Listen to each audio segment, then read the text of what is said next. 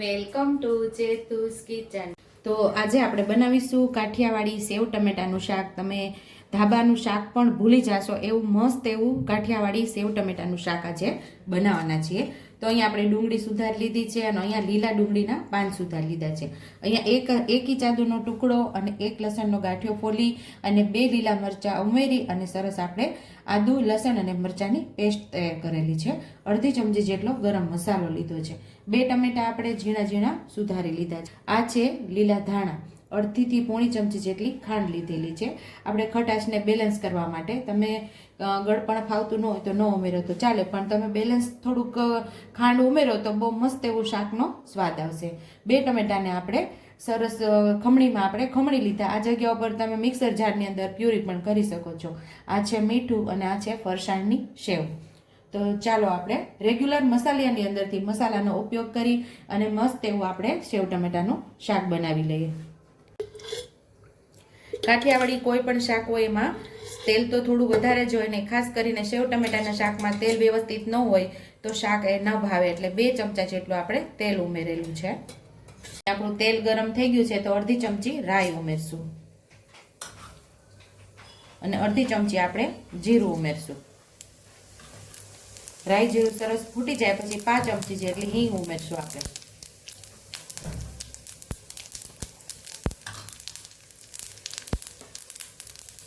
8 થી 10 લીમડાના પાન ઉમેરશું।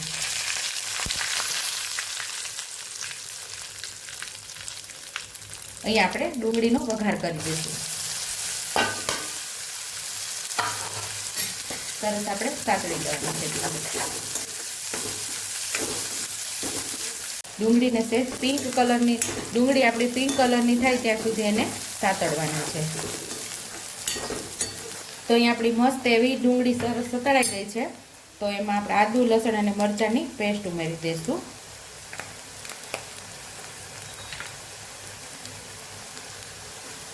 એને પણ આપણે સરસ સાતળી લેવાની છે પેસ્ટને પણ। તો અહીંયા આપણે ટમેટા ઉમેરી દઈશું। ટમેટાની પ્યુરી પણ ઉમેરી દઈશું। સરસ આપણે સાતળી લેવાના છે ટમેટાને।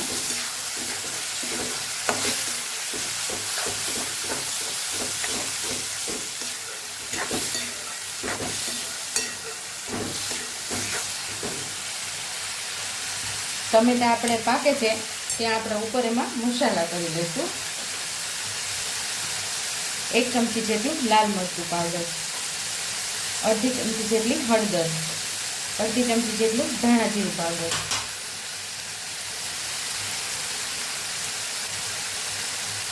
સ્વાદ મુજબ મીઠું।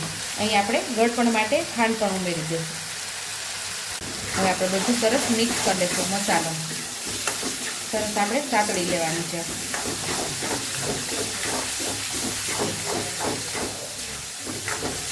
ટમેટા પાકી જાય ને ત્યાં સુધી આપણે આને પાકવા દેવાના, એટલે ત્યાં સુધી આપણે એને સાતળવાનું છે।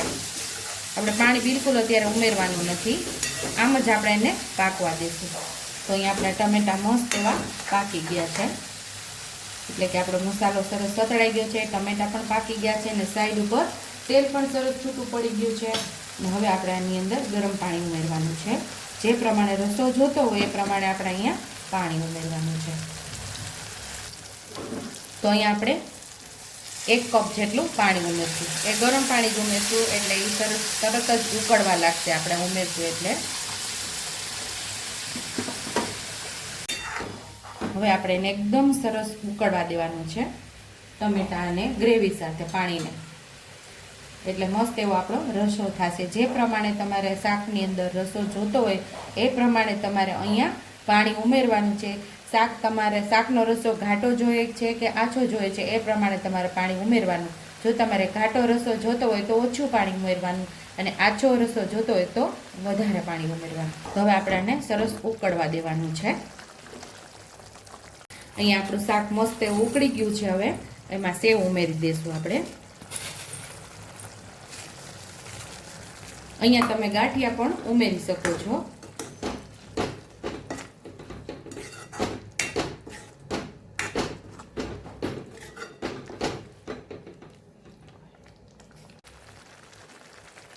તો હવે આપણે અહીંયા ગેસને બંધ કરી દેવાનો છે. અહીંયા આપણે ગરમ મસાલો ઉમેરી દઈશું અને થોડા લીલા ધાણા ઉમેરી અને સરસ આપણે મિક્સ કરી લઈશું.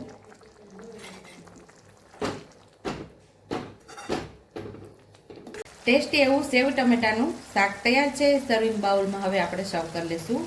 તો ટેસ્ટી એવું સેવ ટમેટાનું શાક તૈયાર છે. ઉપરથી લીલા ધાણાથી આપણે ગાર્નિશ કરી દઈશું. જો તમને મારી રેસીપી પસંદ આવી હોય તો મારી રેસીપીને લાઈક કરજો, શેર કરજો, સબસ્ક્રાઈબ કરજો, બેલ આઇકોનને દબાવતા ભૂલતા નહીં અને કમેન્ટ બોક્સમાં કમેન્ટ કરજો કે મારી રેસીપી કેવી લાગી. તો આવજો.